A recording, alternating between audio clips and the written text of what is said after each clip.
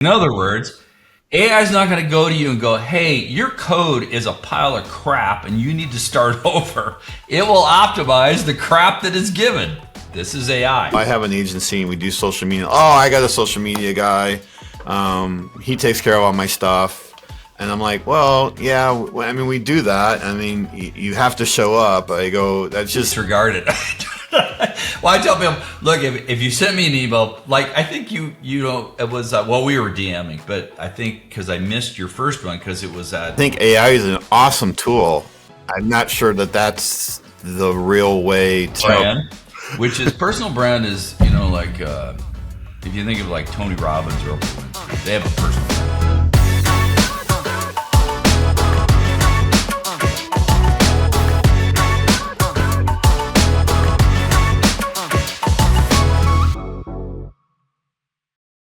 All right. He's not just a marketer, he's a scientist, an inventor, and a futurist.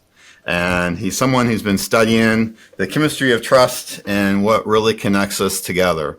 Because the world everywhere is screaming for attention when what it's really looking for is some signal and something that's real. And so today we're talking about how to be relatable and and his name is Peter Lisoskie, and he's here as my guest on Vibe or Vibe. Perfect. Love it. We'll roll with it. I don't know how well I delivered that, but that's what I wrote. That's all right. You know, you be you. That's all that matters. 100%, right? So yeah, real interested. It was nice to get connected with you and to be to do this. This is my first remote podcast. Oh, I'm really? more Okay, cool. yeah, I'm more of a in-person kind of podcaster so far. So this is kind of breaking into a new realm for me. Yeah. And so Well, it's you've done a few podcasts yourself, right? I have, and I have actually I have a radio show for 17 years on the Bonneville Network. So I've been doing radio for a long time. Oh wow, Yeah. radio, huh?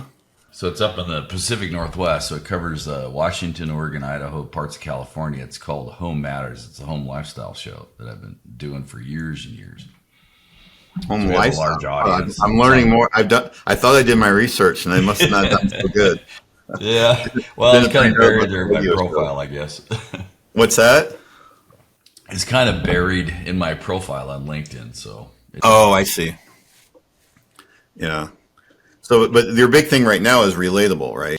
yeah, that's my, I guess my love is being a tech guy. So I've done that my whole life. And I took a break for a little bit. There's a story with this neuroscience, which I'll tell on your show, how I met these guys about 20 years ago. The last I heard was you had met these guys like 20 years ago. Yeah, I met these neuroscience. I was a vice president of product strategy. So, you know, my quick gig before we jump on is, you know, I got an engineering degree, and then I always wanted to be in electronics. My dad was an engineer, but in the sawmill industry. And so I chose that path, and I ended up running divisions for Nike, Hewlett Packard, Verifone, managed from 62 to 1,100 people. And I just got out of that rat race because I was running all over the world, and I was traveling so much I wasn't even home for my family. So I took my last corporate gig was at this. I was a vice president of product strategy at this consulting firm in Seattle, and that's where I met these two guys. And we used to do like week-long productization type stuff, and it was for a lot of science solution type companies, and that's how I ran into these guys. And so I hung out with them for about 3 years. We were doing a bunch of EEG and fMRI studies, and what we found out about the brain just absolutely blew me away. And, you know, being an engineer with application, I said, well, shoot, man, could I apply this to how people make buying decisions? So I developed this methodology, and at that time I left the consulting firm because I said, you know, I had enough of this stuff. And I went off and I started my own business, and weirdly enough, it was not in tech. It was in construction because my dad and I grew up building houses. And I tell people all the time, I'm probably the most blue collar guy in a white collar body you'll ever meet, because I know the trades, I know how to weld, I worked in a machine shop, and this Oh, kind of stuff. I wow. just love working with my hands. But anyway, so I started this construction company with it was just like, I'm going to do it for 5 years. I'll build it up and sell it off, which I did. And I built that company up to about $6.6 million with this methodology. And it was amazing because I went into the trenches. I started selling. I built it up where I had like 77 employees and I had 3 GMs. But I went out because I wanted to see how to. Because of this prior experience. Yeah. And so that's where all this neuroscience thing, I did a course. It's been up on, I think I've sold over 10,000 copies of this video course called The Buying Mood Blueprint. But I never wrote the book, and I never, decided, okay, what direction would you want to take it in? So that's kind of how Relatable evolved into, which is now we're going to produce the world's first neuroscience brain-driven storytelling engine. And that's coming out the end of this summer. So we have Relatable, which is a video interactive experience, but we're adding this storytelling engine so that you can basically choose, okay, what kind of neurotransmitter blend do I want to do? Oxytocin, dopamine, serotonin, norepinephrine, glutamate, and you kind of dial it in. And then based on that, it gives you video scripts that are neuroscience backed. Interesting. Yeah. So we'll talk all about that on your show. And because see, if you think about it, right, in the world we live in now, and that's another thing I did a bunch of studying on over the last 2 years, is like, you know it to be true, Kirk. If you look at like what's happening with customers out there, they're getting sick of email marketing, they're getting sick of funnels. The attention economy has all but died. We've moved into this new relationship economy. And customer behavior now is people want to develop some sense of trust with you while they're considering your product or service. That's just kind of the way everything's. Well, because people buy from people, they don't buy from. Yes, exactly. Yeah, that's that old phrase I This use is all the time. why People do business with people they like, know, and trust, right? So right. And unfortunately, I had to step away from a client where we just had a major disagreement along those lines, and I just can't function trying to push company. People don't buy from the company; they buy from people. They buy from humans. And at the end of the day, that's what they buy from. And what's interesting, what you're saying, and I'll just interject kind of the movement that I'm trying to bring in, which is a little bit different from what you're saying. And it's the stepping stone of where you kind of get to where you can be relatable. And what I'm trying to promote is a daily activity, a daily discipline of showing up online. And the reason why I'm telling people to do this is that it's going to build your authority. It's going to build your thought leadership. And it doesn't matter if 2 people like it, 15 people like it, or 15,000 people like it. Kind of what I try to explain I just actually had a client. I'm a client of his. He's a client of mine. He's a fitness trainer. So I go get trained by him. And what I told him, I go, and he just doesn't, he's like, if you tell me what to do, I'll do it. It's kind of the thing. He's trusting me. He's like, I don't want to research it. He goes, my thing is fitness. I spend my time watching fitness videos and getting trained in fitness. You are the marketing guy. You do the marketing. I'm like, well, but he's still not sold. I can tell he's not sold on it. I go, here's the deal. Cause he wakes up every day, like at 4:30, 5:30 every morning. Like his first client is at like 5:30 a.m. I was like, take a picture of your gym shoes standing at the bench and send it to me. Cause I do I do everything. He doesn't want to do anything. I go, but I need the picture. That's the social proof that you were there. So you have one phone. He has 2 phones. You lay one phone down, have the clock on it, take a picture of it. It shows that you're there at 5:30 a.m. And I go, and send it to me. He's like, okay, what's that going to do? No one's going to care about that. I go, no, they're not, until they're interested in hiring you. And they're going to go, his name's Sam. And they're going to say, Sam's full of shit. He doesn't show up every day at 5:30. And they scroll on his feed and they look, okay, yeah, he was there. And then they go, well, yeah, he wasn't there 3 months ago. They go back, oh shit, he was there 3 months ago. He wasn't there a year ago. You go back a year. And I'm trying to explain to him. I go, this is going to work tomorrow. But in 3 years, when you have 3 years of history that you're showing up every day and you're there for your clients every single day, And then they go, well, he wasn't there 2 years ago. And they look like, damn, he was there 2 years ago. Every freaking day he's showing up. Like, oh, I guess he's for real. Now I can trust him. Yeah. And that's how, in my way, you become relatable on another scale. Does that make sense to you at all, or am I completely wet? No, it's what you're saying is we call it. I don't know if you've heard of the guy named Dave Gearhart. I kind of know him. He and I've been talking. He wrote a book called Founder Brand, and he's worked in a lot of large scale tech companies that have exited. But everybody nowadays, I mean, we can talk about this on your show. There's personal brand, which everybody talks about. I'm recording right now. Oh, you are? Okay. Well, there's personal brand, which is personal brand is, like if you think of like Tony Robbins or Oprah Winfrey, they have a personal brand.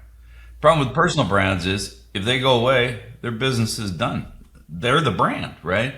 So I tell people like, make a slight shift. You should focus on a founder brand. And a founder brand can be for CEOs at corporations. It can be for people who have their own businesses. But a founder brand is it's like what you're talking about, Kirk. It's like, how do you create this unique point of view and perspective and talk to people about this is what we're doing with Relatable. It's like you want to tell your founder brand story. You also want to tell your origin story. And then I'm a big believer, we can talk about Joseph Campbell and the hero's journey, because we all go through a hero's journey multiple times in our lives. So how do you want to speak to these three things? Because this is like you were talking about, like the 3 years ago, 2 years ago, this last year. It's like, it's not just showing up. It's like, this is the journey that I'm on. People want to know why did you create what you created? What's the messy middle? What's your failures? If you come on all the time and look, you see the guys on LinkedIn, I'm making, $700,000 a year. And I was living in a dumpster and it caught on fire and blah, blah, blah. It's like, come on, man. It's like, it's not even believable anymore. So people want to see the real you. And I'll tell you this, there was a study done last year by HubSpot. And HubSpot came out with this study. It was a big one. 70% of all consumers, both B2B and B2C, they don't care as much about the product or service as they want direct video interaction with the CEO or founder. 70%. So you can't, even, as a CEO, if you're CEO of a Fortune 2000, Fortune 5000, you have got to get on camera. You've got to start speaking to your distribution channels, your partnerships, and your customers. Because they want you. Yes, they want your product or service, but they also want you. This is what I'm talking about in the new relationship economy. For the diehard salespeople, they'll say, well, yeah, but that's a waste of time. I can go out and sell anybody. Well, yes, you can. There's about 3 to 5% of the population in any given time. They're in the market, they're ready to buy.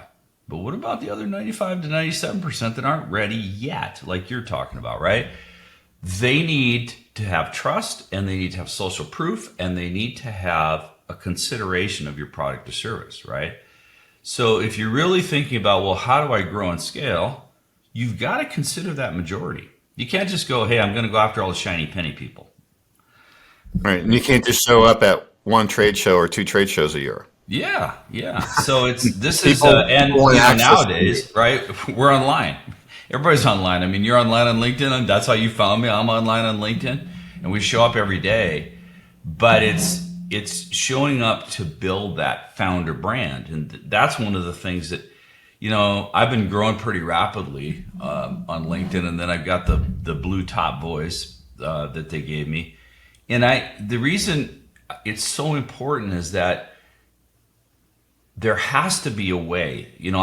As an engineer, I'm sitting here thinking, okay, this is great. A lot of people are like, it's kind of like they're throwing spaghetti up at the wall and going, well, I'll post this and I'll post that and we'll see what happens, right? Well, to some degree, yeah, that's true, because you can't know what the algorithm is on LinkedIn or TikTok or YouTube Shorts or Instagram.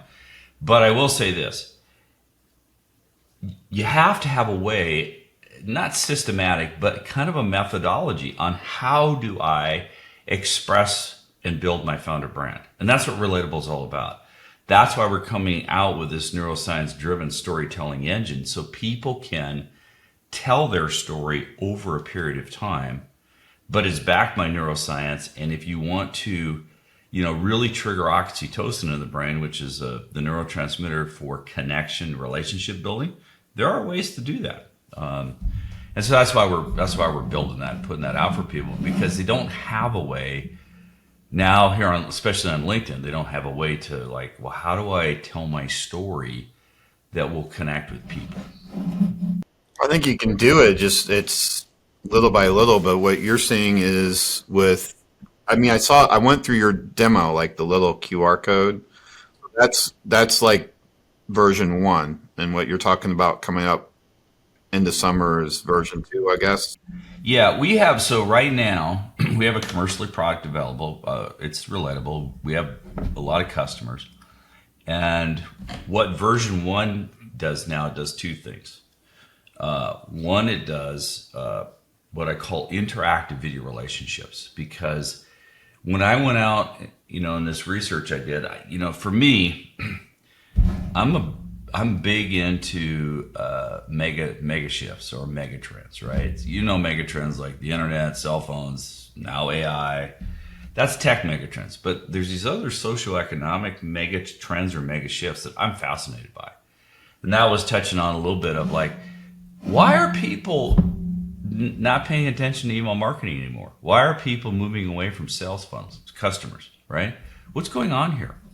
So I talked to a lot of people, but I also did a lot of research, and I identified there's 6 mega shifts that customers have either already done, or there's one that they're moving away from towards another behavioral shift. So just really quickly, the first one is, nowadays, people online, everybody's watching or listening. It's either video or audio. You have this vlog, right, that can turn into a podcast. So that's one. Another one is people are looking to choose their own experience. One size fits all marketing doesn't work anymore. People everybody has their own priorities, and they want what's personal and relevant to them. So that's another one. Another one is people want to build a relationship. This is the relationship economy. They want to have some sense of trust in that company. And really, it's like what you said. You're buying from the person first, right? We kind of have always done that, but for some reason, tech people got in their mind that, we'll bring out this technology like email marketing and push a button and you can send out millions of emails, and be arm's length and everything's going to be okay because it's a numbers game. Well, that worked for a while, but it's not working anymore. And so people are like, well, shoot, now what do we do? And so this is where I think it's always been that. It's always been there. You talked about mega shifts.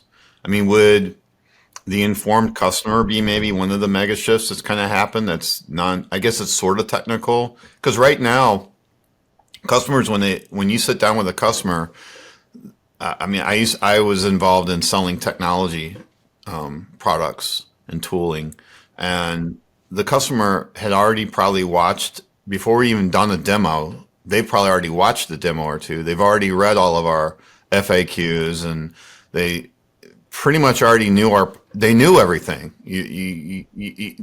So they had a really zeroed in set of questions, right, that they had about the product. And so they're super informed today. And so, there's not going to be any kind of sales technique or any of that kind of nonsense happening. I don't think that doesn't really work. And so I think you said everything's relationship based now. And I think that's going to be the key. And before I forget my train of thought, you talked about the founder brand. And so I think back, one of the really good examples of that, I think, is Steve Jobs. Because before Apple was Apple and before Apple was a brand, it really wasn't a brand in the beginning. It was Steve Jobs was the brand.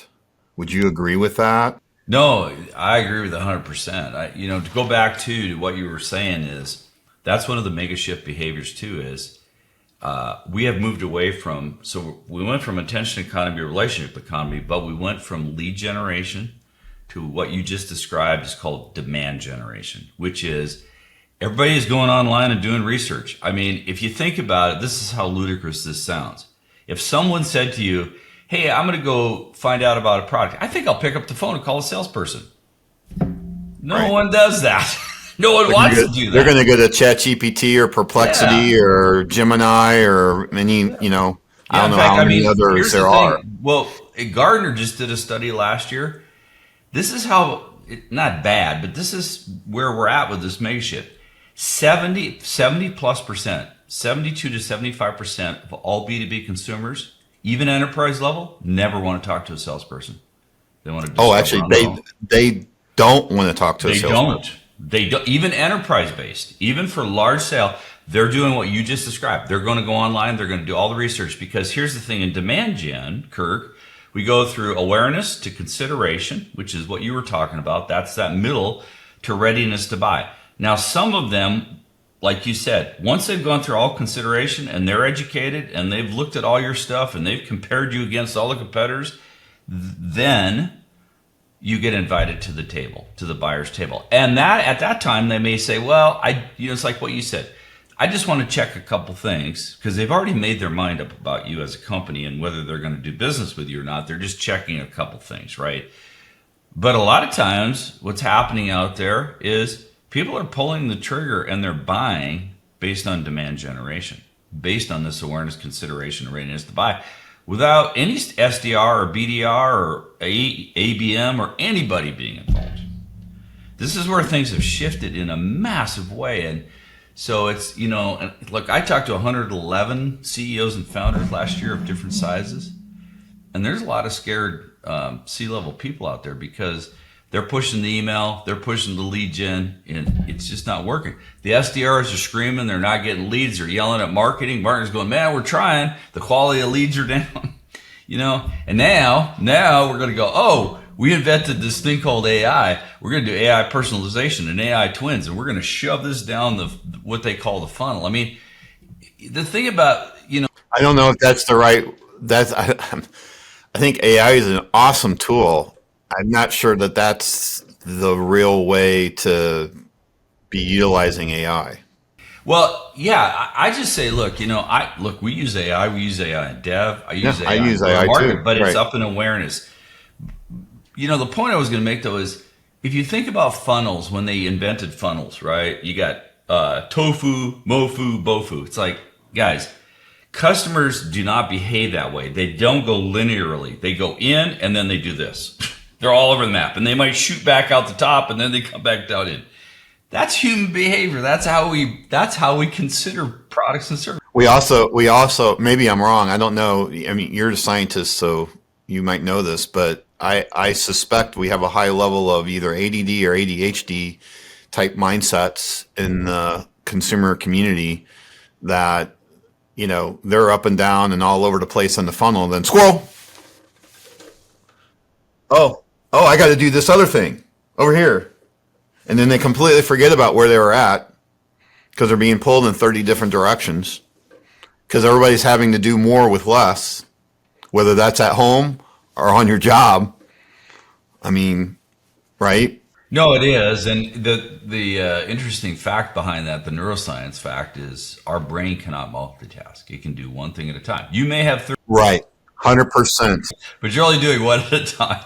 So, but you're right. There's a big distraction mechanism, and I mean, shoot, we could do a whole show on brain heuristics and brain shortcuts and how people handle, how they cope in this world of having all this stuff coming at them. They're using these heuristic shortcuts. And so again, it's like understanding, well, how do you tap into those two? That's part of a neuroscience thing as well. But at the end of the day, though, it's, this is how, as humans, how we make decisions. And, I think AI personalization from, if you look at demand gen, awareness, consideration, and then readiness to buy. Up in awareness, look, right now, I'm telling you, there's a group of us around the world, at least the people I hang out with.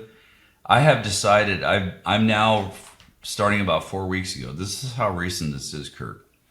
About 4 weeks ago, I decided I'm putting 50% of my work week time into AI.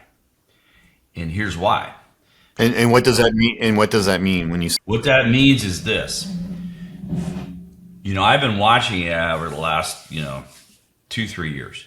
Over the last 6 months, what has happened in jumps in AI is utterly amazing. So what that means to me is I am developing now, we call ourselves orchestrators. We're developing AI agents to do go-to-market activities. Now, here's the thing.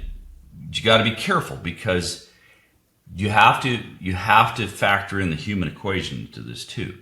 But if you're looking at AI like AI for creating awareness, doing organics, creating blog posts, even, there's guys that are doing AI podcasts now with their voice that's trained in AI. I'm okay with that as long as you tell people this is not really me, this is my AI voice.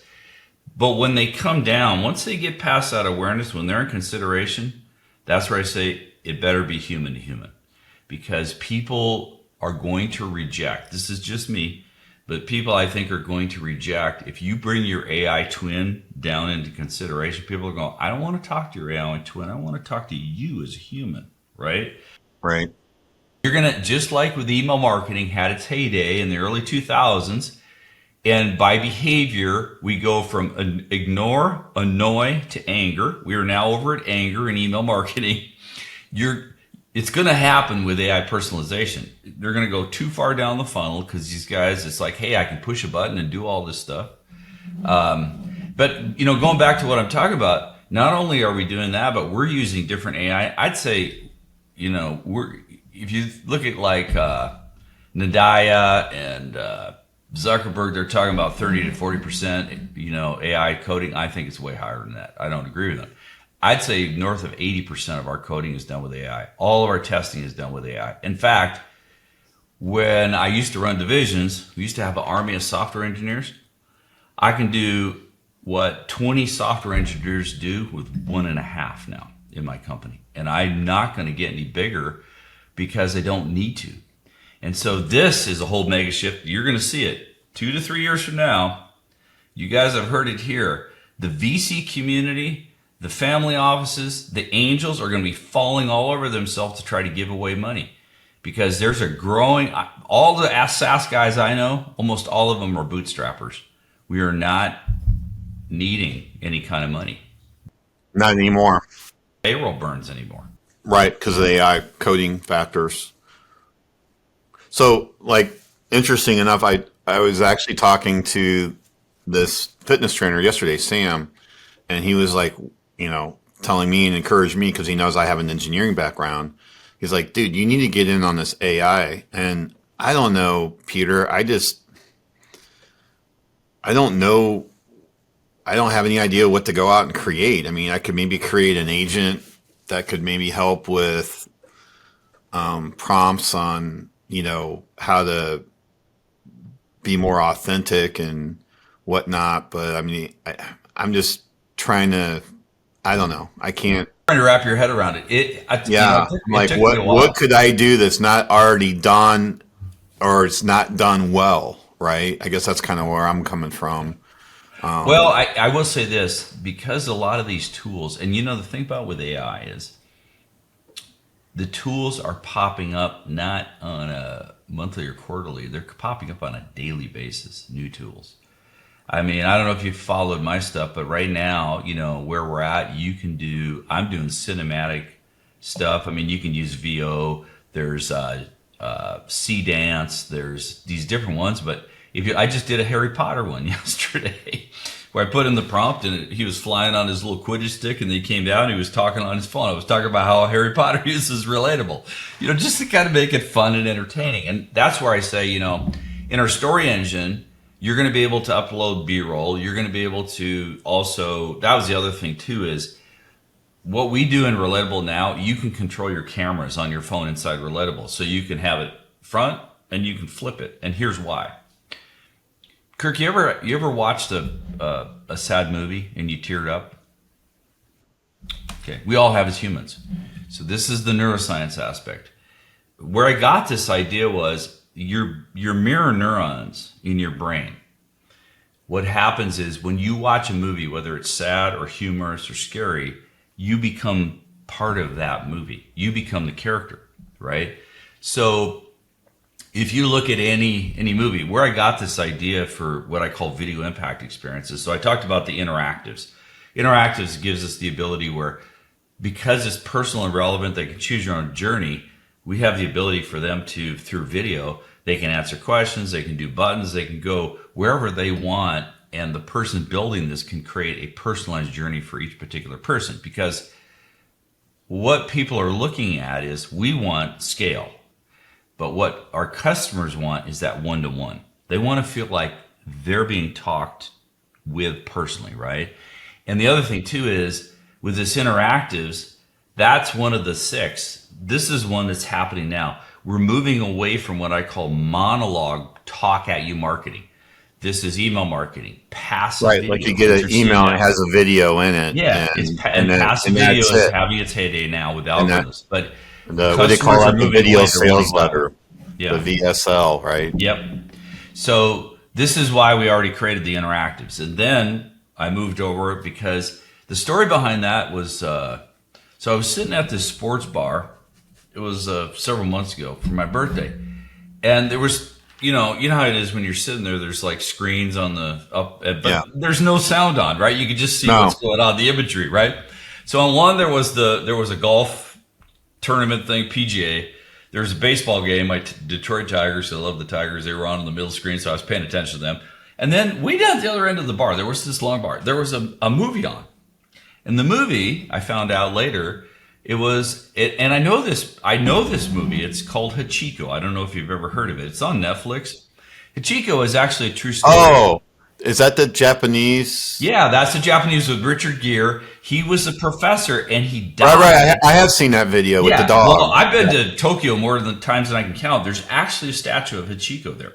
So this happened between 1925 and 1934. For 9 years, that dog, Hachiko, went to the train station looking for his master, and he died in the snow, in the cold, waiting for him, because he never came back because he didn't know that his master had passed away. So here's what happened, though. So I'm sitting there with my girlfriend. She's on the right-hand side of me. And I look over, and she's like, teared up. I go, what are you crying? She goes, I'm watching that movie over there. And I went, oh, it's the mirror neurons, you see. So this is where I said, okay, we've got to create video impact experiences, which gives you the ability to share and show. Because even when you do walk and talks, you can flip the camera inside Relatable, and people in their brain are going on a walk with you because they're seeing where you're at. So all these applications of share and show, it gets away from just, you see all the time on LinkedIn, what are they doing? Talking head, blah, blah, blah, blah, blah. They're just talk. And then what they have to do is they got to create all these effects like spinning and captions and smoke and people flying off like Superman because they're trying to keep your attention because that's all they're doing. When if they would be able to flip it and show their environment, all the applications of what you can do there, but you're bringing people into your world through video. Is that going to work on an iPhone? Yeah, it works on both iPhone and Android. We've already launched. Isn't that the thing? That's kind of the thing with the Android, right? That you can be recording on an Android. I know, but we've developed it inside Relatable where you can do it on an iPhone. Yeah. So think about your client Sam. Not only can he be talking, but he flips the camera in real time, and he could show him training people. So people are actually seeing the experience of what he's doing as a fitness trainer, not just him talking about it. Right? I know it's really hard though. I can't even get him to help me do it for me, right? Yeah. Let alone another client. I'm trying to, and we're making great strides. And I think the other thing that's kind of funny when it comes to fitness, and I'm not trying to downplay Sam because it's I don't know, for the right person. I think having a personal trainer is really important. For me, I like having a personal trainer. He also trains my wife too, and she'll tell you. In fact, I was telling him yesterday. I was like, we were laughing because we're like, his workouts are so simple. And it's like, why do we need Sam? But yet, if we did that same workout on our own, we wouldn't nearly push ourselves as hard as if we had him there. Yeah. Why? I don't know. You could probably tell me that, the neuroscience behind that, but the reality is, I mean, like he'll have me, like yesterday, I'll tell you my workout yesterday. So my workout yesterday was, I did, row. First I started out with, tire flips and planks. So you have a tire that you can flip there in the gym. And then I did rows, and I did what he calls eyes, Y's, and T's, which is, working on your shoulders. And, I think that was it. That was it. And in an hour's time, I was done. I was spent. And, so it's nothing earth shattering. It's nothing like, oh my God, this is so ingenious, such a genius idea for some sort of a workout. It's just the basics. But for whatever reason, I don't know, we really like working out with him. He makes us get all of our sets. Oh, and I did dips. That was the other thing I did, was dips. Yeah. And Dips are hard. was complaining. He was like, I got cheated on my dips. I was supposed to, he goes, you could have done more. But anyway, he keeps it very simple, and yet at the same time, you end up getting a great workout. But the little bitty secret, and I don't know if you can tell, I'm not a small guy. I'm down 20 pounds. Wow, that's awesome. The key to losing the weight, though, is the food. Well, yeah, you have to. Workout. Nutrition's a big part of it too. But it's like what you bring up. It's like, could you do that on your own? Maybe, but it's having the accountability partner, right? That when you're going in there, that accountability to that person, right? And so when you set that appointment, it's on your calendar. Yeah, there's something to be said for that. Yeah, and then last night was yoga, so there's no appointment for yoga. We do that at the Y, and my wife was done from work all day. She's like, I'm not going to do anything. I'm not going to work out today. And she goes, you already worked out with Sam, so you're not going to go, are you? I go, well, I got to go. And she's like, you're really going to go? And I'm like, yeah, I'm really going to go. And so she's like, well, I guess if you're going to go, I'm going to go. Yeah. So we both drug each other. We both drug each other to yoga, and that when we got done at yoga, and this is the thing, and I guess it's part of the motivation for both of us, did we feel better after going? 100%. 100%, we felt so much better, and so there's once you kind of get started with the practice, it really helps to keep you motivated. It does, and it's good. Like, I have so I lift weights about 5-6 days a week, and then I also run. My younger boy, who had never been a runner before, decided he wants to be one now, and so we're training for the Napa Valley Half Marathon this next March.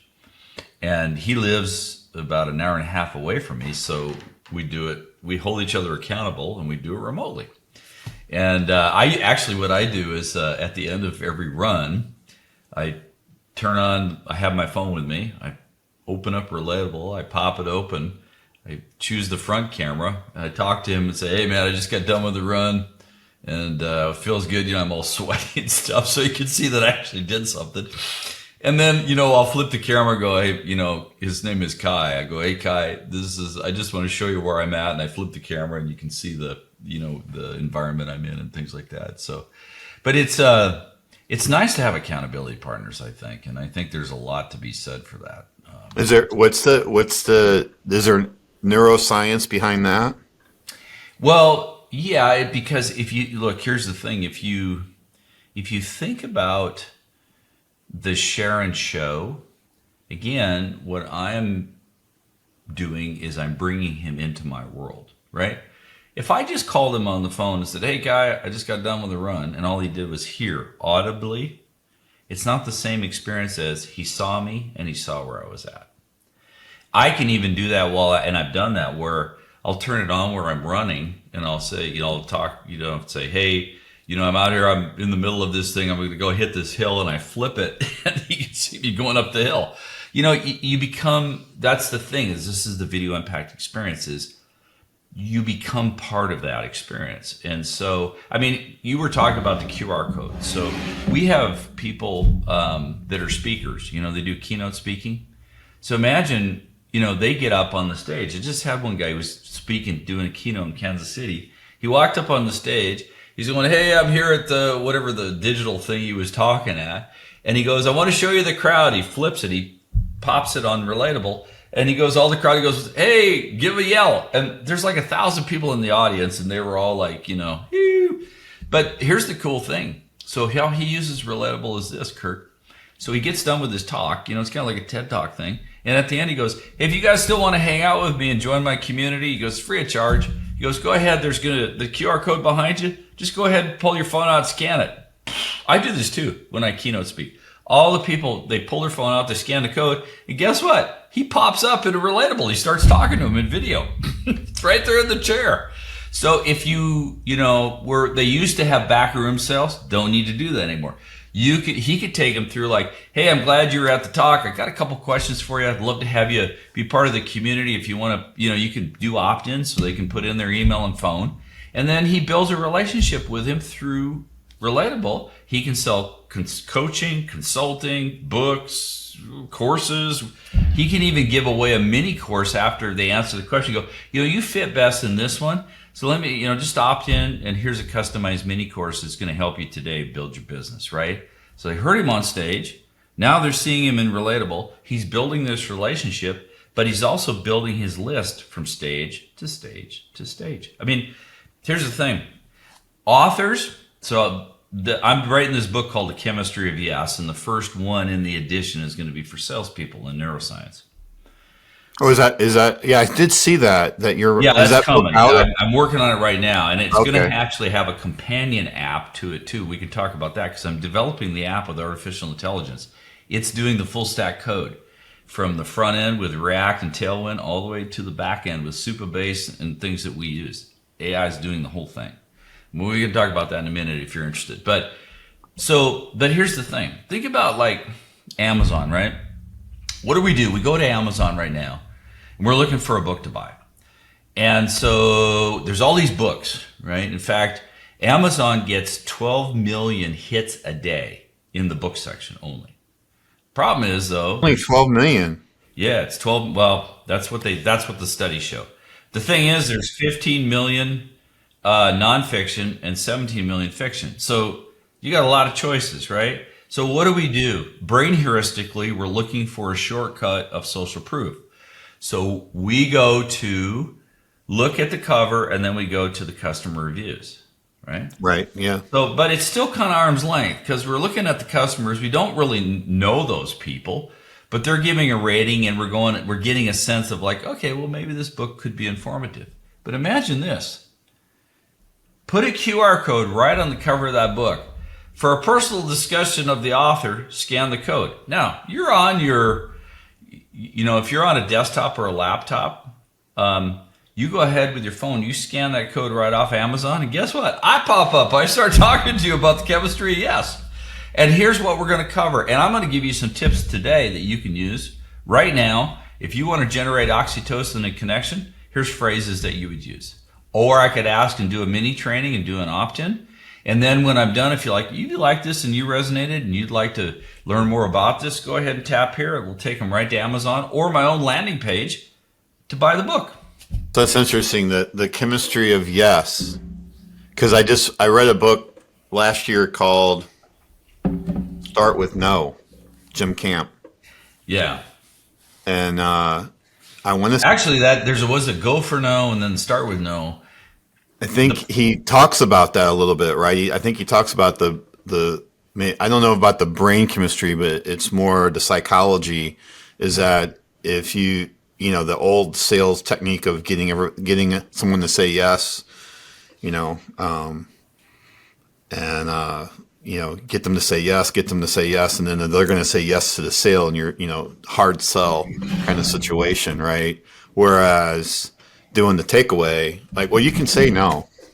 You don't have to take this. It's not really required. I mean, and so it puts them in a better mindset to actually listen to what you have to say and then make a actual decision based on the facts. Does your chemistry of yes talk about that at all? About how the hard sell versus the... Yeah, I talk about that in there. Actually, there was a book called Go for No. And, the problem with I've not read that one, so I'm going to put that on my list. It's been around a long time. The problem with that from a brain chemistry standpoint is When you get it activates cortisol levels in your body and your brain. And if you do enough of that, it is a damaging effect to your body from a brain chemistry standpoint. So here's what, people ask me this all the time. And this is what I developed when I had that construction company, is that so in the brain, you have basically 90% of all your brain functions is your croc brain, your amygdala. It is the sales filter. It's fight, flight, freeze. If you don't get beyond that, you will never get into the limbic system. The limbic system, just with a basic 101, is the reward circuit in the brain. That's what you want to activate with the nucleus accumbens. This is where the buying happens. People buy based on emotion. They do not buy based on facts. That's the neocortex. They will rationalize after they've made the purchase decision with emotion. This is why if you have a hard sale, people have buyer's remorse, because it goes into the neocortex and it's going, wait a second, should I have really bought I got screwed. Yeah. Yeah, right? But so the reason why I bring this up, so you got the three basic. In the limbic system is what I tell people is, and I talk about this in the book, there's a methodology that I developed, it's called limbic implant. And it's just to simplify it, it goes like this. If you have a person that is not sure and they're still considering, and what do we all get in sales? Well, I got to talk to my significant other, or let me think about it, right? So you can't control that. But what you can control is what I call the limbic implant. So if you're doing, it can be video sales online, or it can be in-person sales. But you tie an implant to something they do every day. So you say something like this. The next time you're in the shower tomorrow morning and you got the water running over you and you create the experience, and I want you to think about this, right? So you're creating the implant as it relates to your product or service. Or the next time you jump in your car and you're commuting to work, which is probably tomorrow morning, when you go ahead and sit down in the car and you give a visceral example of what they're doing, I want you to think about this. Now, this is interesting because when I developed this, I cannot tell you how many times. So this was construction. We did, high-end bathrooms, kitchen remodels. Sometimes, kitchen remodels over $250,000. Big ticket ones, right? So if someone was not quite sure, I would do the limbic implant. And I'm telling you, it didn't happen 100% of the time. But more than 60% of the time, people came back and they called my office and they said, can I talk to Peter? I go, sure. So they passed me through. And they go, you know what? I was thinking about what you said the other day. I was in the shower. I mean, I'm telling you, it's amazing. I'd get off the phone and, we'd do business. But what happened? But you weren't doing the heart cell. No, I just did the limbic implant, and I tied it to a daily. And you tied it to, I guess, the pain point and the solution. You tie it to the pain point, but you tie it to a daily thing they do, because that daily thing they do.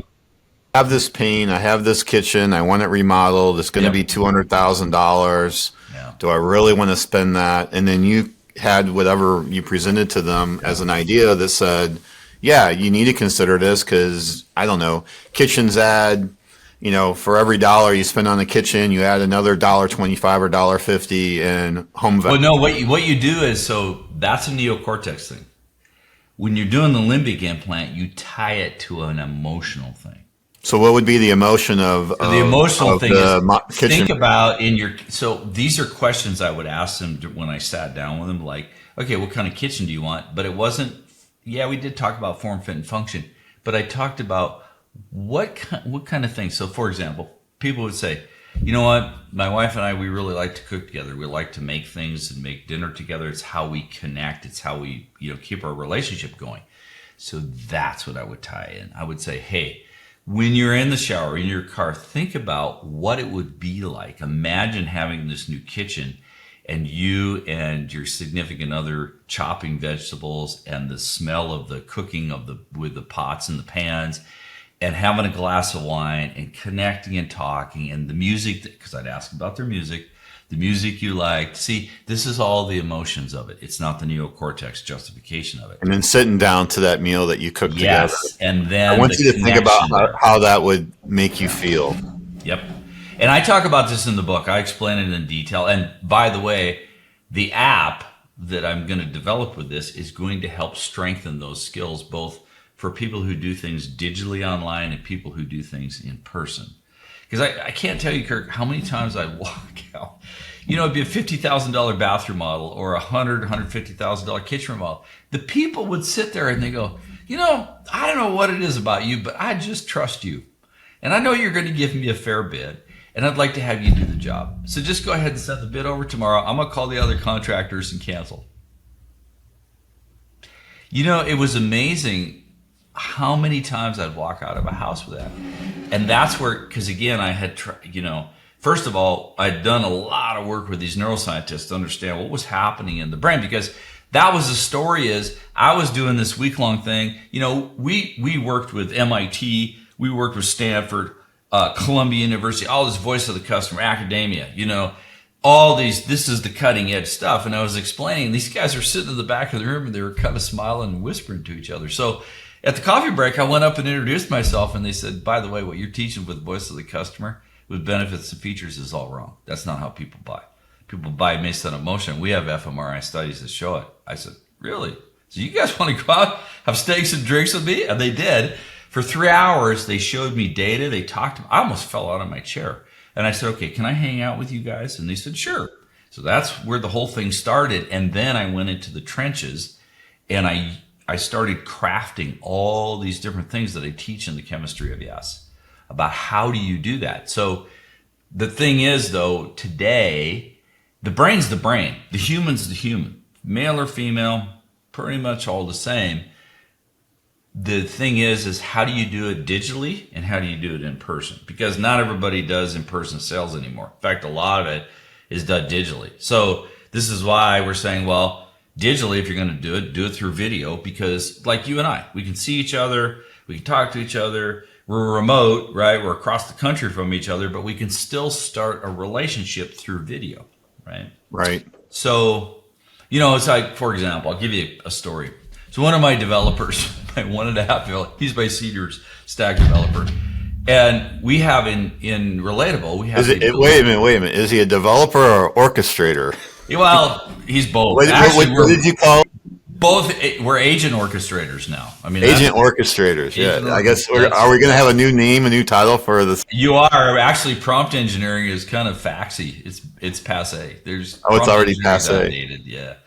But orchestration is kind of the thing where people are going. You're going to see a lot more of the orchestration aspects as, you know, millions of people get laid off in the United States. But anyway, get back to my story. So that's where I went off and I developed this thing, and it was interesting the reactions I would get from people, and kind of, you know, you just have to. This is why our project is called Relatable, because you have to be relatable. Part of it is the neuroscience. It's not, and I tell people, this is not manipulation. This is how you're connecting with people on a human level and understanding what the brain is doing, because the brain is you are not selling anything. That person's brain is making a buying decision. You have nothing to do, well, you do in the sense of how do you put that person in a buying mood. But other than that, selling is a farce. There is no such thing as selling. There's only buying in their brain, right? I mean, look at it this way, right? So the nucleus accumbens is the addictive center of the brain. You know about what happens in social, right? With the little red dot, that's a dopamine addiction. I got to see, okay, somebody sent me a message. There's a notification here, right? That's dopamine, right in the nucleus accumbens in the brain. What's wrong with me, Peter? Because I don't, it drives my assistant crazy because I don't manage my inbox. I have, an email that's kind of public for business, but I have my private email. My private's still private to me, but she manages the business email, and she went crazy the first week. She's like, I can't handle this. You have 400,000 messages that are unread. I'm the same way, and people go, You got to organize your inbox. That I go, would "Well, I'm drive dead me by this because that would drive me crazy to look at my phone and see 400,000 messages in your Yeah. inbox, and I'm like, Well, everybody's a little different, but I will say, like if you're on LinkedIn, right? So when you're on LinkedIn and you do a post, you want to know how the post is doing, right? So you're checking to see how the post is doing. That's a dopamine hit, right? I guess I'll look we at the express dopamine in different notifications. ways. Yeah. I'll look at the notifications, but messages typically, because I mean, we use it for outreach too, right? So the messages, there's always a ton of messages. There's always messages. Oh, they never goes away, right? It's just something. So finally, I gave up, and I said I'm going to hand this over to somebody that doesn't like seeing unread messages. so she handles that. You didn't get to see her, but you heard her Yeah. earlier, Julie. Yeah, so she's really helps out. She's one of the team that I have. Yeah, somebody messaged me the other day. They're like, "So is this really you, or is this somebody else, or is this a bot?" And I'm like, "No, it's really me."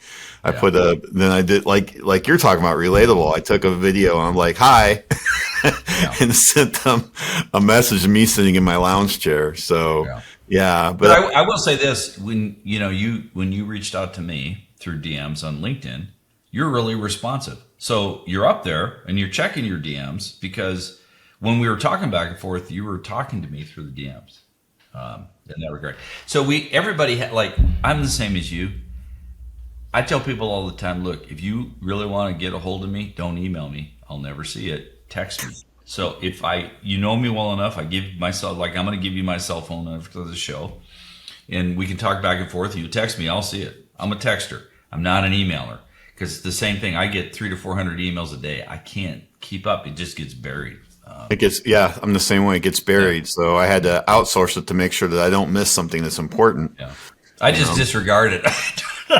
Well, I tell people, look, if you send me an email, I think it was, we were DMing, but I think because I missed your first one because it was at whatever it was, Fixer at whatever. And I didn't know what to search for because it's like, well, that sent Julie. Me an email, but I don't know, what do I look for? Julie's the Fixer. Yeah, Julie sent it on her email. So that's her email. So then you told me and I went to look for it. It was like, oh, there it is, Yeah. So yeah, she helps keep everything, keeps the ship going straight. Otherwise, I'd be distracted with squirrels. Yep. So can you? I had a couple of questions here, and you're wanting to cover. Let me see. What was it? Okay. Yeah, we've been kind of all over the map today, but that's okay. Organic conversations are always the best, I think. Right. So you gave me that. Oh, yeah, this was a question, and this is what I run to in a lot, is like, what do you say to the founder that's out there that's uncomfortable to get on camera? Well, do you want the tough love answer or the nice answer? You give me the tough love. I don't Here's mind. the thing. You know what? I'll tell them, I say, okay, look, I do it two parts. Okay, so this is the neocortex part, and then I do the reward circuit part. So the neocortex is, I'll cite the study. Say, look, this is the way the world is. 70% of all consumers, I cite the HubSpot. There's another one by the Rain Group. They did a study last year, was a large one. Rain Group is like Gartner, they're big. 84% of all business deals now are based on relationship. Even if your competitor has a better price or sales terms, they will pick the person they have the relationship with. That's neocortex. But then I will do this. I'll say, okay, think about it this way. You have a significant other, right? Whatever they have, right? Husband, wife, whatever. So if you never interacted with them personally, what kind of relationship would you have? You see, this is what I was going to get to. So this is the story I was talking to. Got kind of distracted there. But my full stack guy, in Relatable, we have the ability for companies like dentists, chiropractors, orthodontists, HVAC, where they can basically use Relatable interactives, but they can have them put them on the calendar, like a dentist who needs to have you come in every 6 months to get your teeth cleaned. But they're all interactive videos. And he says to me, he goes, well, I don't get it. He goes, you can already send a text to them for notification reminders. So why do we need this? And I said, well, think about it this way. If all you sent was text messages to your wife, what kind of relationship would you have? And he sat back in his chair. I get it. See, this is the thing. When you can't be there in person, which I'm a big believer in. I love having, like you said, it's great to have in person, sit down, have coffee, that kind of thing. But we can't do that without, like, if I don't know which state you live in, but I'd have to fly. I'm in Florida. Yeah, this is actually a super big challenge. I'd have to fly all across the country, get a hotel room just to go have dinner with you. And, could I do that? Sure, financially, but you can't scale that, right? It's not scalable. So the best way we have to scale is through video, where we can, look, for example, all my small team, everybody's remote around the world. I don't have an office. Yeah. We're all remote. So my whole entire relationship with my dev team is through Zoom video. It's not, I've never met them in person, but we have great relationships. We're good friends, but it's all through video. So again, that's the world we live in these days. And so, that's why I said, because everybody's watching or listening, not a lot of reading going on these days. And so that's why we created a video tool called Relatable, because I wanted to create something where people could scale.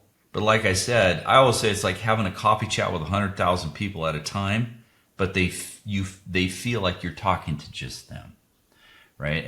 And this is part of the neuroscience aspect and stuff I was talking about is you have to deal with not the neocortex, facts, social proof and stuff. You've got to deal with the emotion of things. How do you create the oxytocin connection? If you look at serotonin, that's the confidence builder.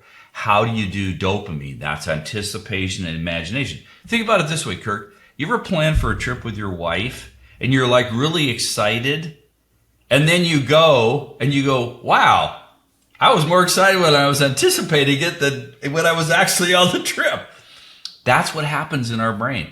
The anticipation of it is many times more magnified than the actual event of it in the real physical world. And so, and then you got the type 2, right? Yeah. Yeah. So when you reflect on it, it was like, oh, I guess that was. You can smile about it. It wasn't as bad as I thought. That now your neocortex is kicking in, and you're doing the reasoning and the judgment. And I'm not saying that's wrong, because we all do that. We all look at after the justification of it. But many times in our brains, and we've all done it, you've bought something emotionally, and you justify it with reasons of why you needed to have that, right? And so then it becomes okay in your brain. I mean, the other flip side of it is the buyer's remorse, where it's like, shit, I got tricked and duped into that thing. I'm returning it, right? For example, one of the norepinephrine. Norepinephrine is a focus urgency response. The best way to talk about norepinephrine, remember that TV show QVC? With a countdown timer, right? Countdown. People are buying because it's like, oh my God, I'm going to run out of time. That is dumping tons of norepinephrine in the brain, right? You see it in some of the older ways that they did, whether it was a VSL or they did written sales letters. Buy now because it's going to be gone forever. I'm closing the prices. I'm never going to offer this again for this price. Nowadays, we're going, yeah, that's bullshit. I don't believe you. But before, people were, when it was new, people believed that stuff. And but our BS meters are like super high now. So everybody's super skeptical because of all these marketers. They did this to all of us, right? So now we're a bunch of skeptical people going, I don't believe anything you say.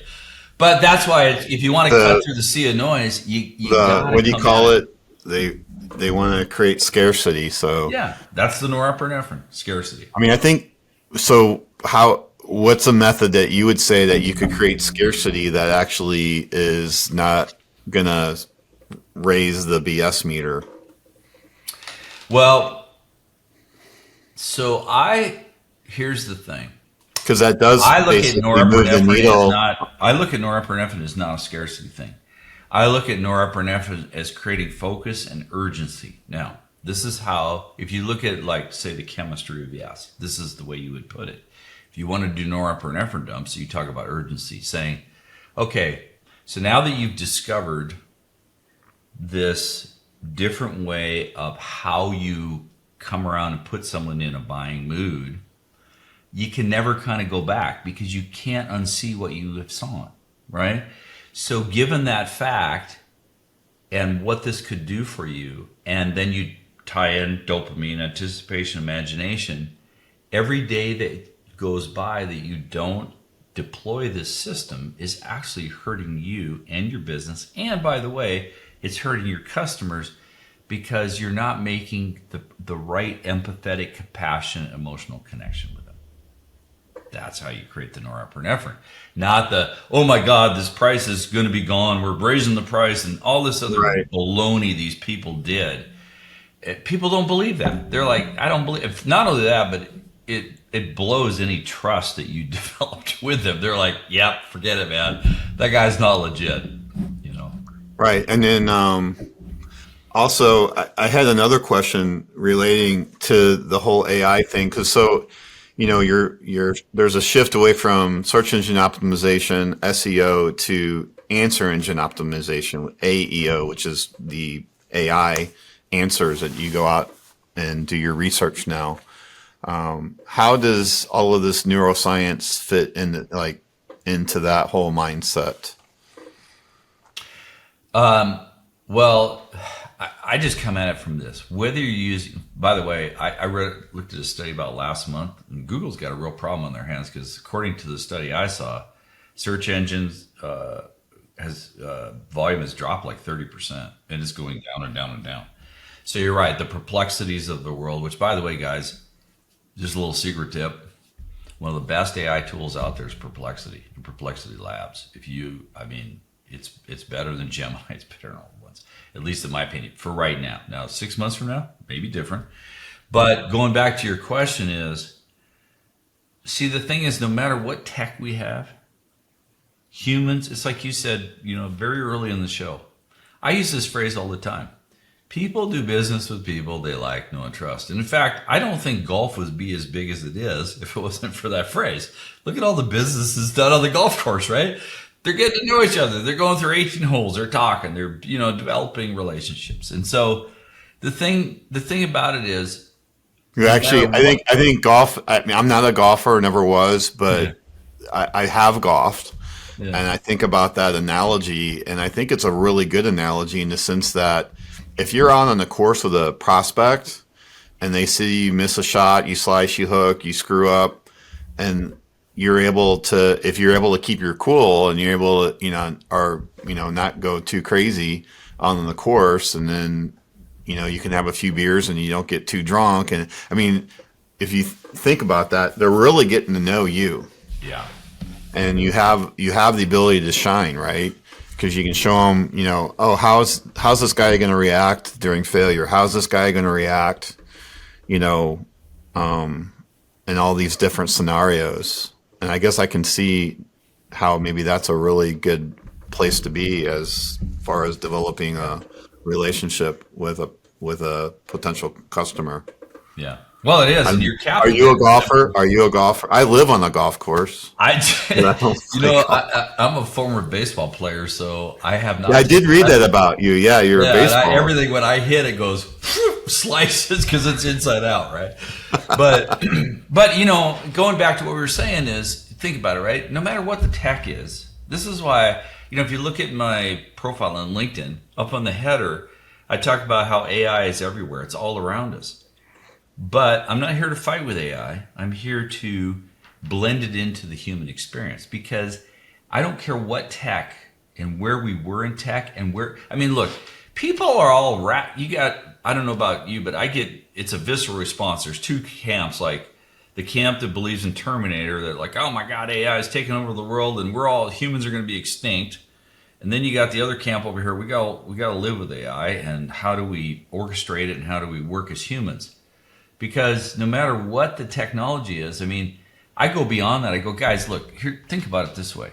Yeah, you're all focused on AI, but satellite technology with virtual IoT and spatial web and hologramic technology is coming in probably 36 months that I thought was about 7 to 10 years away. I don't know if you've heard the Google Beam news, but they're creating the first hologramic TV, and that's coming out in a matter of a few months. Wow. I don't know if you know, but Sam Altman, OpenAI, just spent $6.83 billion, bought Johnny Ive's company called IO. They're creating a phone, hologramic phone. And I know Google's going to do it too with their Pixel line because they're going to want to compete. So now, if you can fast forward 5 to 7 years from now, what you have as a cell phone is going to be like a fax. It's going to be obsolete. It's not even going to look like that anymore. And not only that, but when you get virtual IoT with satellite technology, you're going to be walking around and the web is going to be in all over around you. You're going to be able to walk. There'll be, it won't be like, see, the VR crap, this is all what I call false pretender. It's kind of like the 8-track tape of the music industry. No person's going to wear these goggles on their head for 12 hours a day. But you get the right, right now, Kirk, they are actually have prototypes where you do contact lenses and it connects with the grid and your brain. So if you look at what's going to be happening, it's going to go way beyond AI. But I still say this, no matter what technology we have and where we are in the progression of advancement of technology, humans are humans. Our brains are our brains. Yes, we're evolving, but we can only evolve so fast. So you still have to speak to the human element of all of this. You can't just say, well, humans, you're shoved aside, technology center stage. Because when you do that, who's using the technology? Humans are. Right. Humans. So right. If you take that philosophy, well, it's kind of like I say this. It's like, well, right? Look at what's happening with LinkedIn now. You got AI posts, AI commenting, AI's talking to AI. If LinkedIn doesn't do something in the next few months, who's going to be wanting to use LinkedIn anymore? If it's all AI talking to AI, that's not what LinkedIn was supposed to be. It was supposed to be humans talking to humans, right? So, and I know they're cracking down on that, and from what I've heard, and the people that I know that know people on LinkedIn, they're really taking a hard look at some of this stuff of who's producing what AI posts, and they're clamping down on the reach of those things. So they are doing some things, yeah. And how do they determine that? Well, they have their own algorithms that they're going through for AI detection, and I don't know if it's foolproof, but if you look at AI posts, there's a pattern in how they're produced, and there's certain types of words that they use. For example, you use ChatGPT. Sure. Yeah, I use ChatGPT. Well, do this today. Go into ChatGPT and just go, give me the 50 or 100 most common words that AI uses. Then okay. Look at posts, and you're going to start seeing a lot of these words being used. You go, oh, that's AI. Right? You can even tell. Like the M-dash. I wrote a post about the M-dash. Yeah. You can even tell when comments are AI, right? Because the way they're written is like, that person didn't. I've even called people out in my comments going, hey, I appreciate your AI comment, but I would love to hear from you as a human. And guess what? More often than not, within about 30 minutes, that comment disappears. The other thing you can do, here's the other thing you can do. And I tell people, do this for fun. Go ahead and post a video and then and make it a totally, test stupid video. Nothing that you would ever post. Put it up there and wait for about 15 minutes and watch all the people that do their likes and things. Those are all AI likes and AI loves and AI comments. They're not real.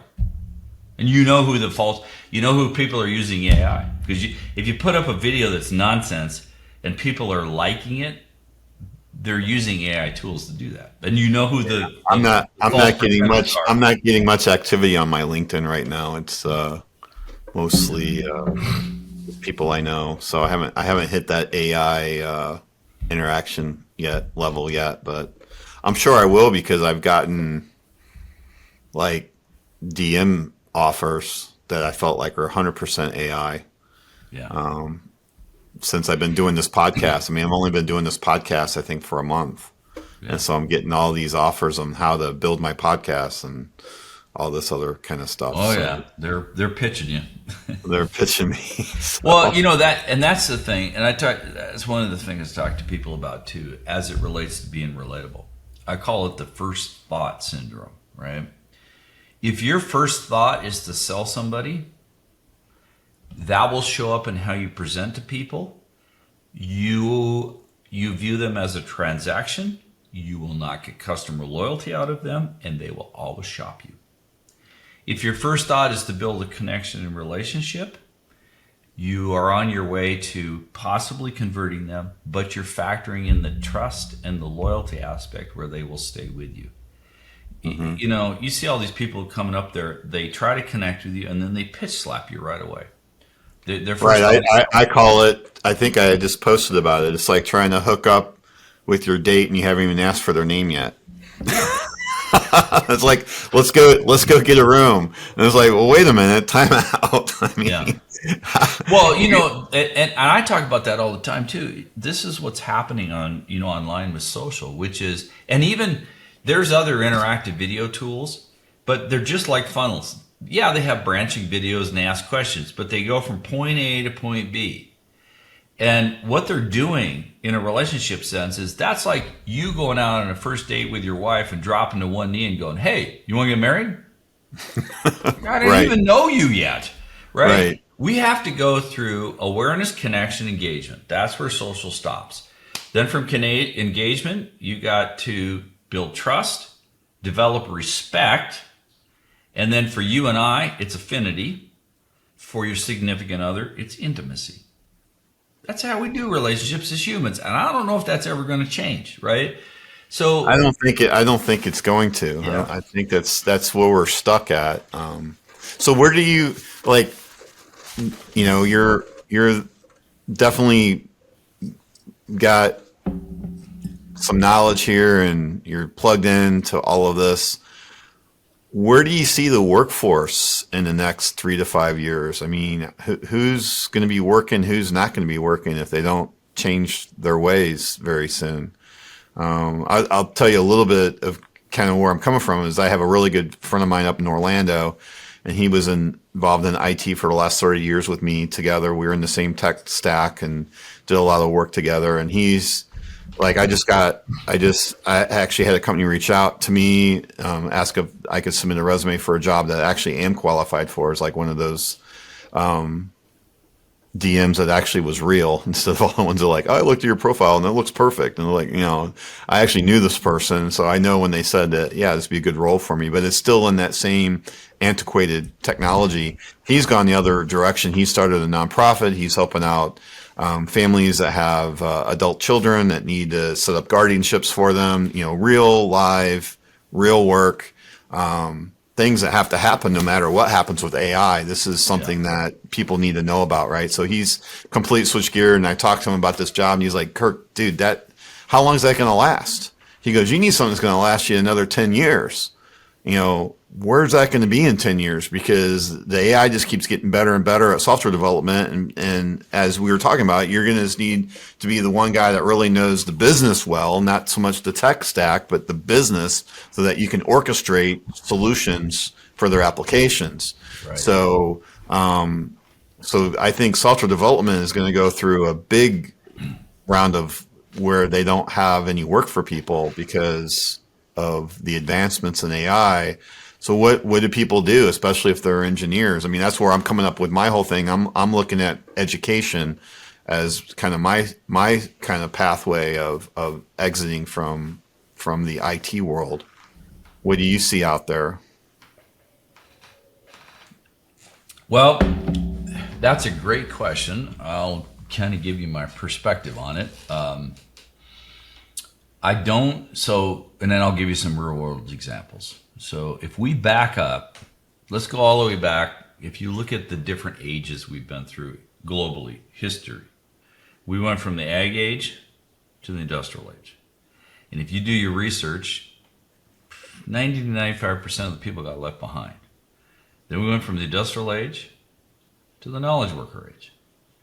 Same thing happened, right? My grandfather was a coal miner, Marion Heights, Pennsylvania. You think my grandfather would have a job now? No way, right? Now we've gone from the knowledge worker age to the intelligence age, the age of AI. And this is a transformation. Now, if you look at, like just last week, I was looking at a McKinsey study. According to McKinsey, between 2025 and 2030, over the next upcoming 5 years, 12 million people in the US alone are going to lose their jobs.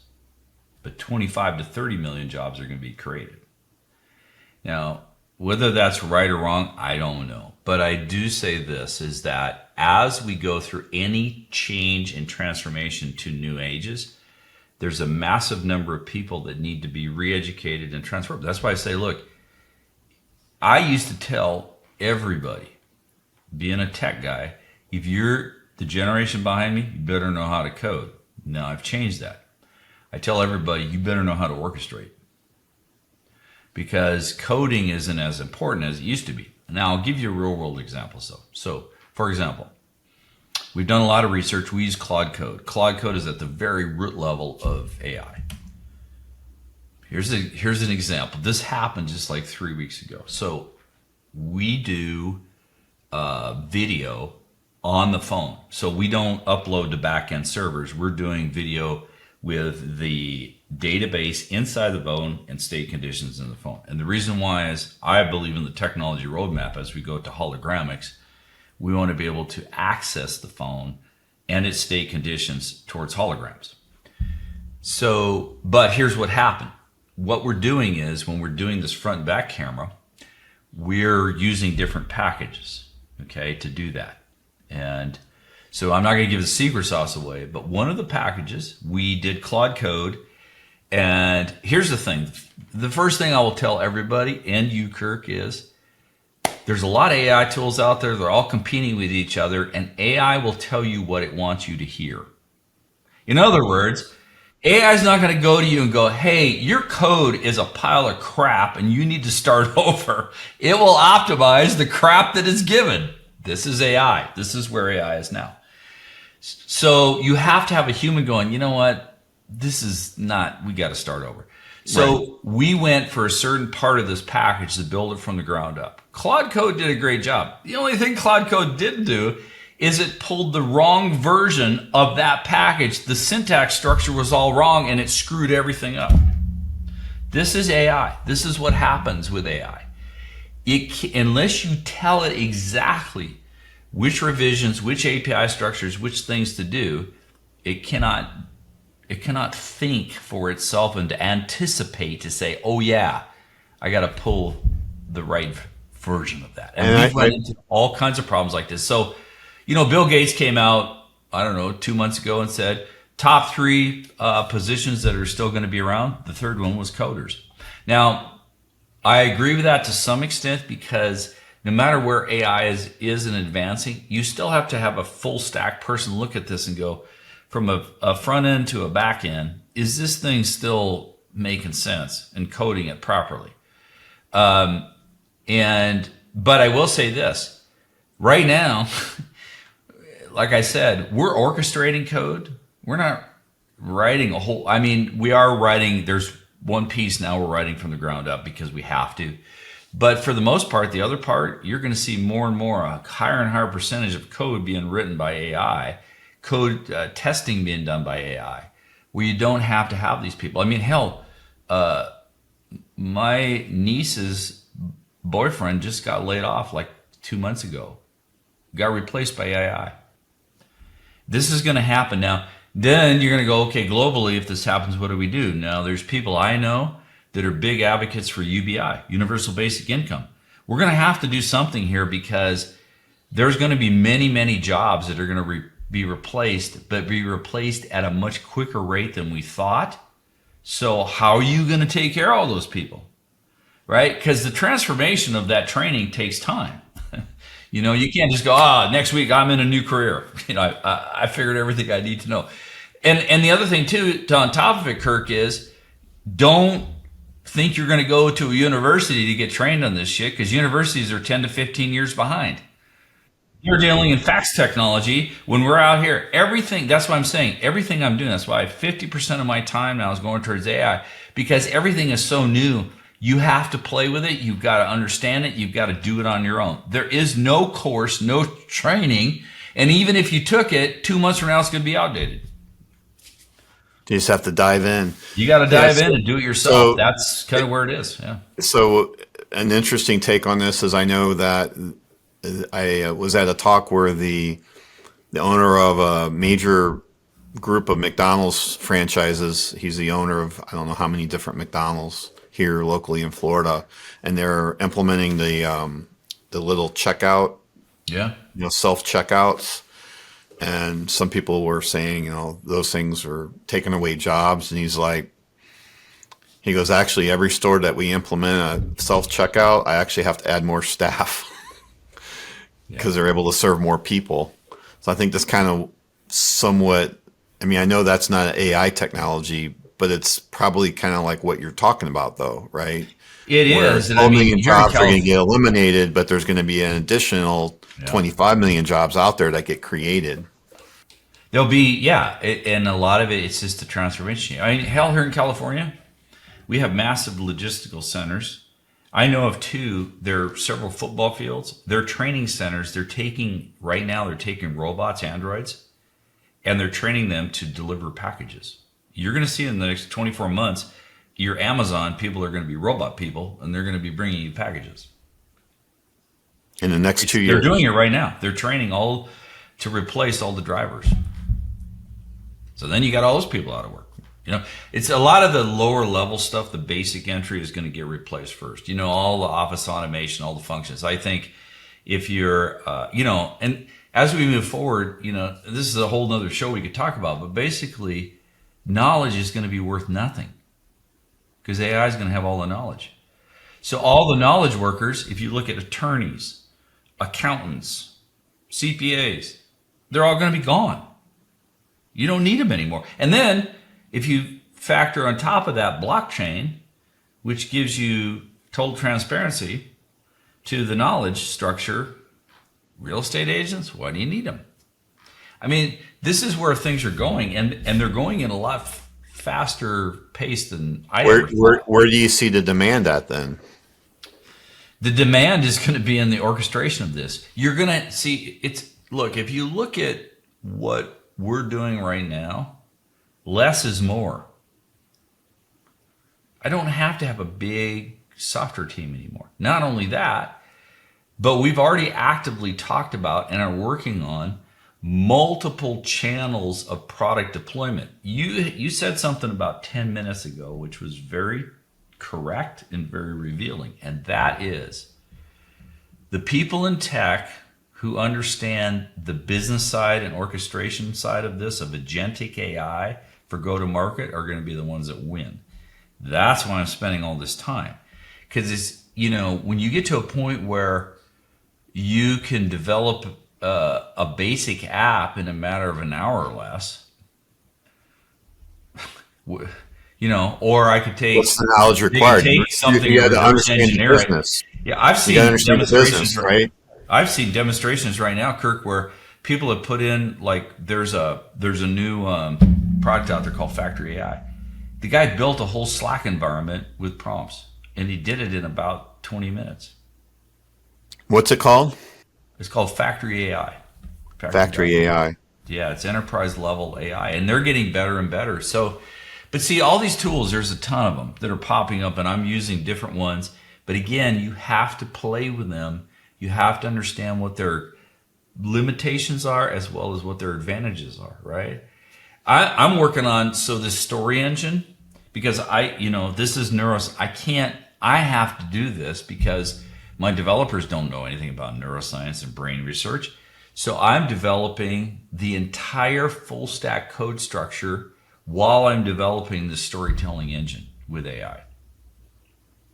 So I'm orchestrating what I want to have for a customer solution that wraps in neuroscience, neurotransmitter blending, origin story, the 18 steps of Joseph Campbell's hero's journey, as well as founder brand story.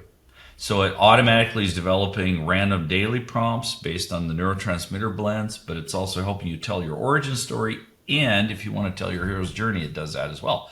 But I have to do that, right?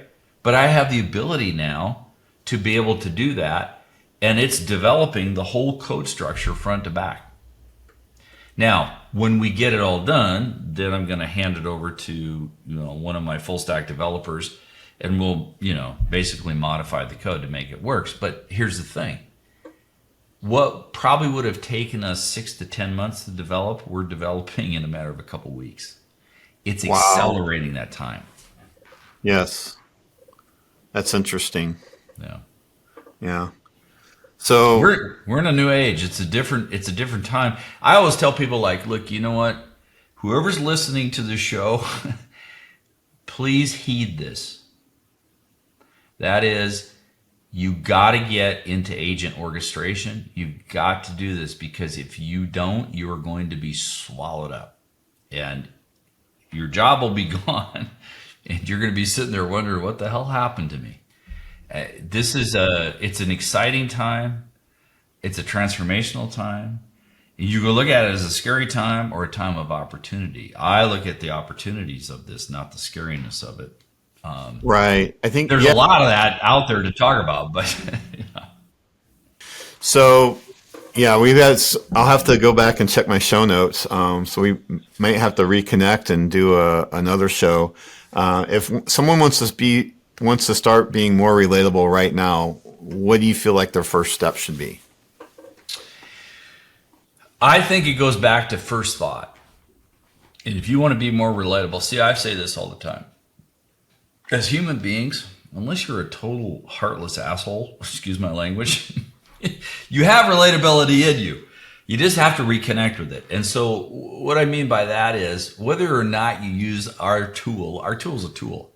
It's more the framework of thinking about it. And in fact, for your audience, look, guys, here's the thing. When I went through, because there's we could talk about this, there's category design, there's framework, there's all this stuff. We could talk about that as far as anybody that's doing any product or service should be going through this. But as the framework of this, I wrote a book. It's called Be Relatable, The Eye-Opening Habit for a New Category of Human. And I will give it to anybody on your show. If they want to get it free of charge, if they contact you or whatever, we'll send it out to them. They can read it.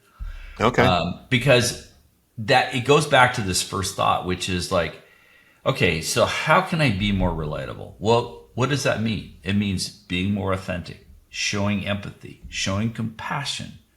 I'll give you here's a story. This just happened this weekend, which I think is a travesty. And you probably have seen this too in Florida. So I stop in with my truck at a gas station, and I've seen this guy here before. He's probably in his 80s. And he came over to me and he goes, hey, sir, would you like me to wash your windshield? Now, here's a guy in the heat in California in his 80s. He goes, I said, well, sure. You know, that generation, you don't just give them money. You got to let them do the stuff, because otherwise, their pride gets hurt, because they come from a working generation, right? So I walked over, I gave the guy $20 because I've seen this guy before and I didn't have cash. Well, this time I did. So I gave him $20 and he washed my windshield. And then I went over and I said, you know what? Yeah, okay, so I gave him money, big deal. What I wanted to do, though, was talk to him. Right. So I went over and I talked to him, and he goes, man, I really appreciate this. This really helps out me and my wife. And so I started asking about, like, what he did. He was in sales and, had a couple bad decisions, as things happen in life for everybody. We all get, either our choices or get thrown curveballs at us. But, I shook his hand and I gave him a hug. See, This is first thought. This is being relatable. And, my son was in the car and I'm going, this is the travesty of America. That guy at 80 some years old should not be out having to wash people's windshields to get extra income. We are the richest nation in the world. We should be taking care of our people. They should not have to do that. So anyway, that's the whole idea, is like, my dad, when I was growing up, my dad always, because I'm half Ukrainian, my dad was full-blooded. So he always called me Pio, which is Piotr, which is, Ukrainian for Peter. He goes, Pio, he goes, in life, he goes, you talk to everybody. He goes, and here's why. First of all, you don't know what they know. And secondly, you don't know who they know. And I talked to everybody. I talked to homeless people. Everybody's got a story. You know, there was a guy, I took him in the grocery store, and the people were giving me dirty looks. I bought him food and shit. I was talking, he's an ex-vet. He's sitting out there with his dog Danny, and he's barely, you know, he's a homeless person. You know, this is the thing with a lot of homeless people, they don't have a family net like you and I. A couple things went bad for him. There was no one to help him in his family. So he's out in the street. But you know, I talked to him, and as we were buying groceries, the guy hadn't showered in a long time. He did smell bad. But the thing is, everybody is a human, everybody has a life, and everybody has a story. And that story is uniquely human to you. And that's why we want people to tell that story. That is your founder brand, your uniquely human story. Yeah, you said a couple of things I want to touch on.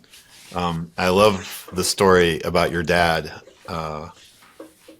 saying what he did. My dad kind of added to that a little bit to emphasize that he goes, it doesn't matter this person. He goes, you're going to learn from him.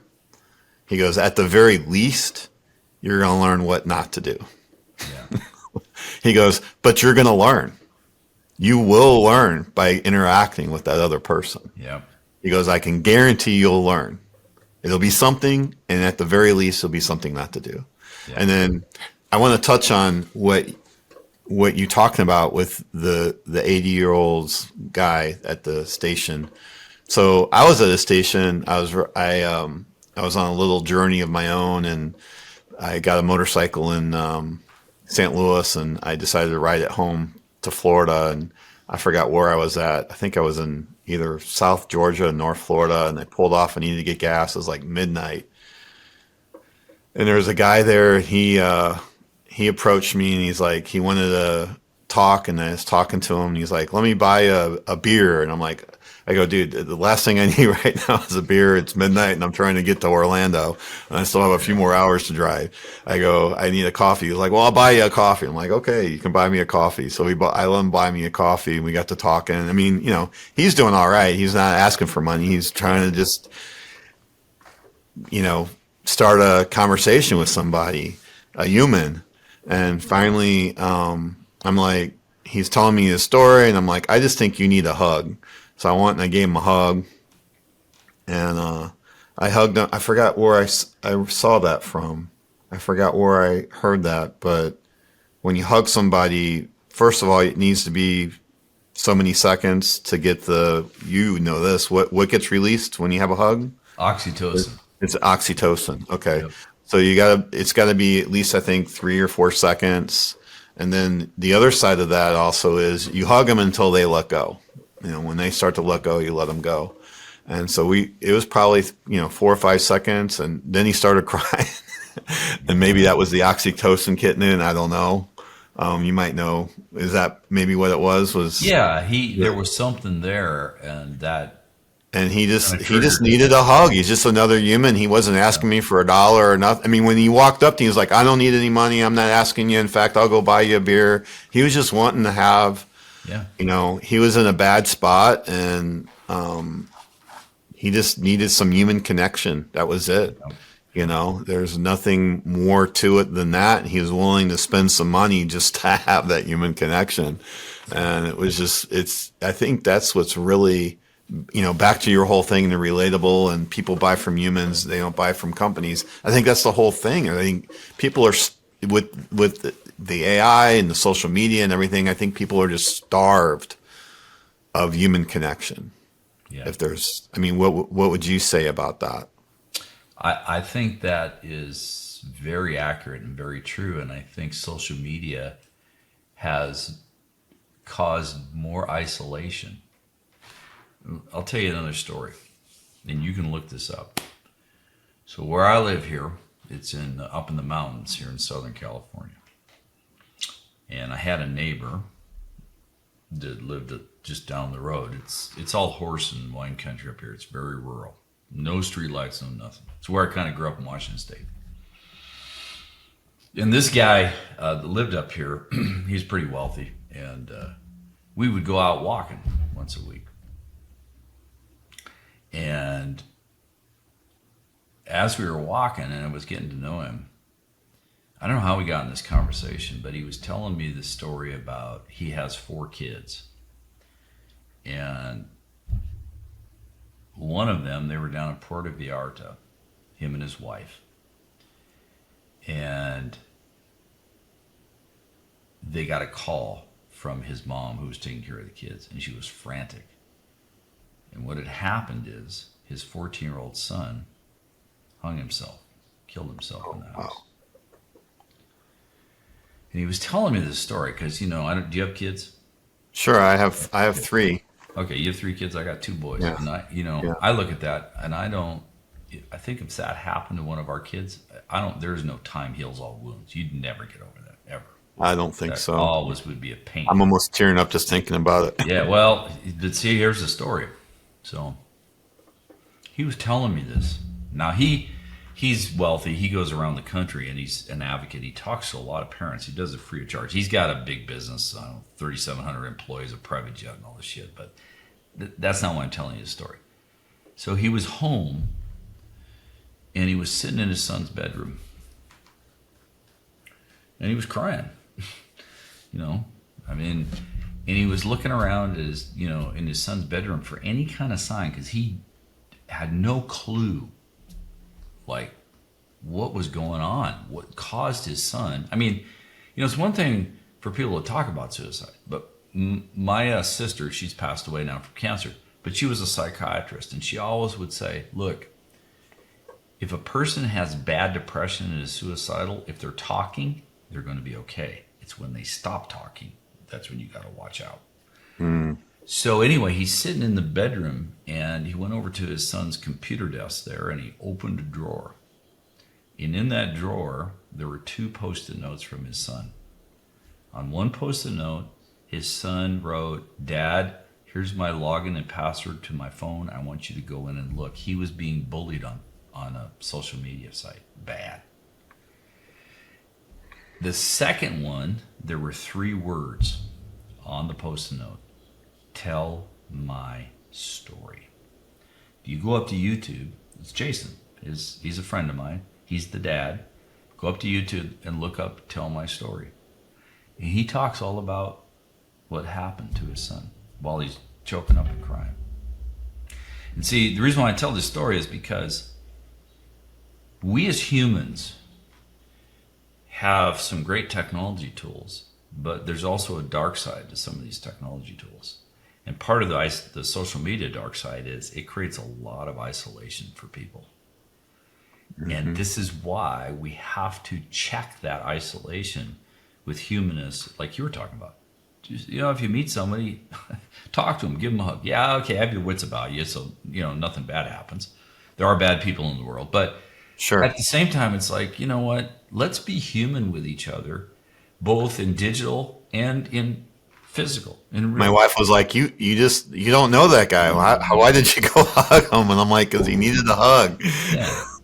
She's like, I would never do that. Just some stranger. Well, yeah, and again, it's always kind of a judgment call, and you never know. I've run into bad things where I've had. I'll be honest with you. I was a little taken aback by it. But you probably were, because that's not normal. People come up to you, go, "Hey, I just want to talk to you. I don't want your money." Because most of the time, we always think we make that judgment call on the heuristics of, "Oh, this guy wants something." Right. But this is. I hope that answers your question. In that, tell my story. We'll have to share that. Tell my story. You guys all look it up on YouTube.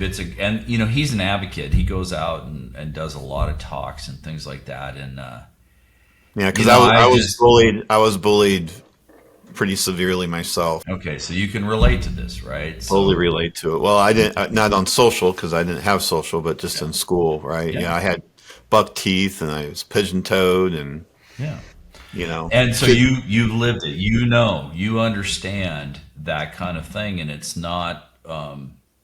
It's again. This is what I was talking about. To be relatable is to be empathetic and compassionate to another person. The first thought is not, I'm going to be empathetic and compassionate so I can sell them. No. You're being empathetic and compassionate because they're another human being. If they're interested in what you have to offer, then they'll tell you. This is why I say, this is why we are building the story engine, so people can tell their uniquely human story with neurotransmitter blends where people then go, I don't know about you, but, this whole unique point of view, I can't tell you how many people have DM'd me on LinkedIn going, man, what you're saying really resonates with me. Can you tell me a little bit more about this relatable thing? I never went out to sell them. They came to me. They're part of our tribe, right? So we're not all things to all people. Some people go, you're full of shit. I'm doing email marketing. I'm pushing that button and sending out 1 million emails. Well, go for it, man. You have fun with that. That's not us, Right. Yeah. And that's interesting because I just had a talk with a founder, and I mentioned, I have an agency and we do social media. Oh, I got a social media guy. He takes care of all my stuff. And I'm like, well, yeah, I mean, we do that. I mean, you have to show up. I go, that's like a small piece of what we're really trying to do. What we're really trying to do is establish thought leadership for founders and CEOs like yourself, and create authority so that people understand, what it is that your company does, and you're the person behind all of this. And I could tell he kind of stepped back and he thought a little bit, and he was like, oh, well, why don't you give me your card and let me know more about that? And I just thought, oh my God, I think I'm really onto something here, because I mean, it's about connecting. It's not about selling. That's why I keep saying, you know what? And look, man, I have done a lot of what you would call traditional sales, right? I've done the NLP, I've done the scripts, I've done all that crap. And what I realized after, being enlightened through this neuroscience stuff is you can't sell anything to anybody. You can put them in a buying mood, but they have to make the decision. And if you try to manipulate them to sell them, guess what's going to happen? Buyer's remorse. So this is the thing, is like, if they look at it first thought that way, going, okay, I am just going to be myself. I'm going to be uniquely human. I'm going to tell my uniquely human founder story and give people, here's why I'm doing what I'm doing. If it resonates with them, I mean, here's the thing. I tell you, Kirk, we use Relatable, and a lot of our customers do the same thing, and they're getting similar results. But I can only speak, for me. So for me, if I want to go meet somebody on Relatable, somebody that is, fairly well connected. These are people that have typically 500,000 to several million followers. So what I'll do is I will connect and I'll comment. Now, you can't do fist bumps and all that other BS. You gotta comment on stuff where it's like, wow, that like resonates. So there's a really good book. If you ever want to read this book, it's Christopher Lockett. I know Christopher Lockett. He's category pirates. They do category design, but he wrote this book with another person. It's called Snow Leopard. And Snow Leopard is called How Do You Be a Category of One? A thought leader. How do you create that thought leadership in your writing? And he talks all about stop this regurgitated marketing bullshit. Be yourself. Write things that cause people to reflect, right? That we only can do uniquely as being a human. So I do that. And I get response back. But here's what I do. So after about a week, if I want to connect with them, I just get on and I'll, just like with you, I'll go, hey, Kirk, I'm glad we connected on LinkedIn, and, we've been, commenting back and forth. I love what you're doing. You're making an impact, and, I'll state what the impact is, right?